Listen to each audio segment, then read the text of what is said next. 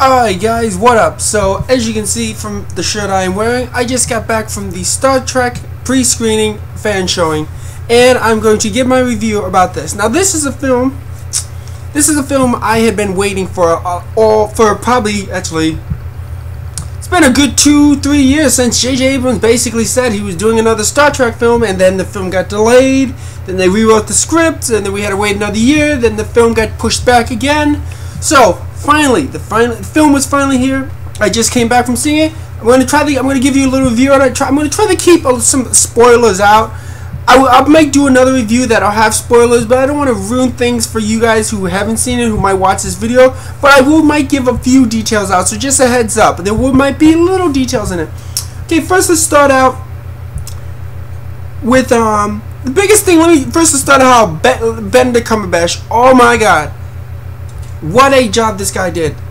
This guy, he's played one of the best villains I've seen in a movie, which I expected that going into this film. I expected that Benedict Cumberbatch was going to give us a very spectacular type of villain and a very spectacular performance, and everything lived up. And of course, you know, I don't want to say these things. I mean, I'm pretty sure a lot of you already know that, well, let's start out the film. In terms of the beginning, a lot of the beginning stuff I've noticed was basically the 9-minute footage that I had already seen. So, but it was kind of cool rewatching that footage over again, because when the film started, I'm like, hey, if the 9-minute footage I saw in December really was the beginning of the film.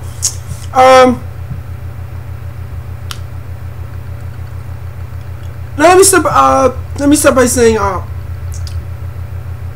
in terms exactly, I never can pronounce his last name properly, but who played Spock. He really grew in terms of the character in this film. You can really tell in the performance he did a decent job as Spock in the first one, but you can tell he amped his performance up to the next level in this and did a superb job. He knocked the character of Spock out of the park. Great performance. He definitely amped his level of acting up from the first one. Film in general the film way it was shot, J.J. Abrams just did an amazing job. And also, one big quick thing to you guys. If you have an IMAX theater near you, which I just came back from seeing it in IMAX 3D, if you live near an IMAX or have an IMAX that you can get to, I would definitely recommend seeing this film in IMAX, because you can feel the scale of the film in certain scenes, and you can tell because this movie J.J. Abrams shot this film with IMAX cameras.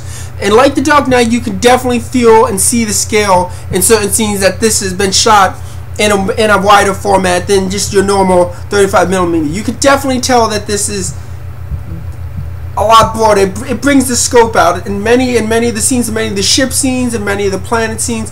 So yes, if you live in an IMAX theater, I would definitely recommend seeing this in IMAX. It is not a ripoff. It is worth seeing in IMAX. It's not like most films where like Iron Man was just a cheap conversion and it was just a money grab. No, they spent the money. This was shot in IMAX, and it is worth seeing in IMAX. You will enjoy it. The biggest thing is I'm really surprised of how this actually lived up to the first one. I really didn't expect this. Well, I did, but I didn't, because the first one was so good that living up to that was really hard to do. I expected this film to be as good as the first one, but this film, in my opinion, was way beyond. The humor, the peril, the characters bouncing off one another. The biggest thing is, like, all these characters really evolved. The actors, in terms of their characters from the first one, Simon Pegg as Scotty, Carl Urban as Bones, John Cho as Sulu, Aaron oh my God, Chun, I think I probably just screwed up his name, but as Chekhov, Zoe Saldana as Uhura. They all amped their levels up. The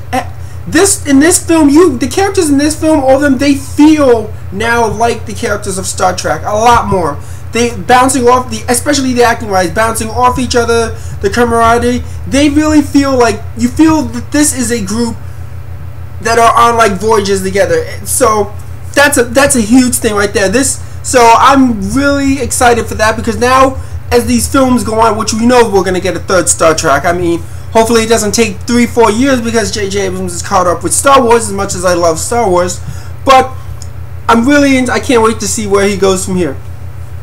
I'm not talking about the film a lot because I really don't want to give a lot away. I mean, I want you guys to be excited and surprised for yourselves. I don't want to give the details and spoil things for you that are kind of pretty big spoilers. There's a lot of things I could say, but it might just screw up like some let's just say certain things you see in the trailer, or certain debates will be put aside after you see the film. But yeah, I don't think I won't give you guys a lot of details in this because I don't want to ruin the film for you. But if I rate this film and I rate the films on the IMDb scale, which is 1 to 10, I would give this film, like I gave the first Star Trek film, a 9. Excellent. This film is super spectacular and fantastic. Best film, possibly the best film of the year, easily the best film of the summer. Easily for the start of the summer, like how summer starts with May with the first big film.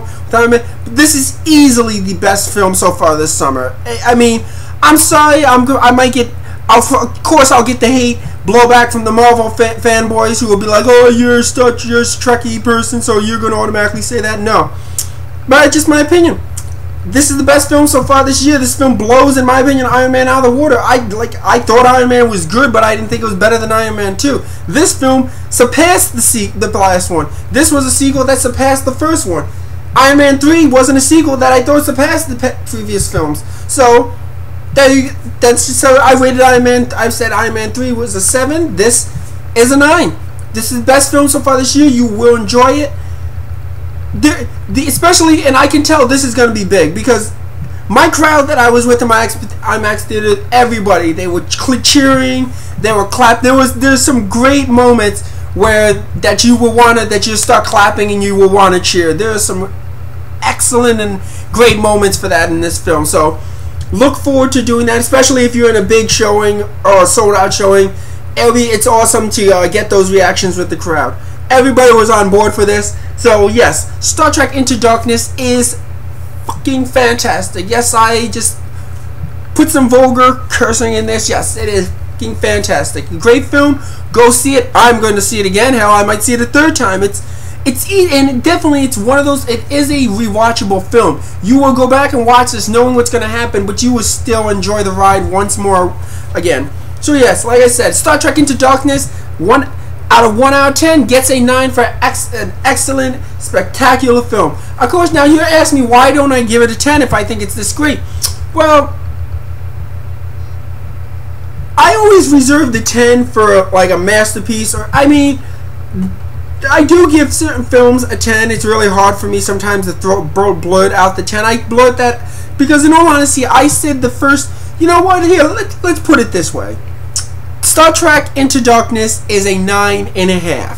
How about we put it that way? And it is a 9.5. I'll give it, even though IMDb doesn't put a scale of 9.5, it only goes from 9 to 10. I'm going to give it a 9.5 because it is a great film. I'm not going to give it the 10, but it is an amazing film. It has maybe there's like a couple of corrupts that maybe why I wouldn't give it a 10, but 9.5. This film is amazing.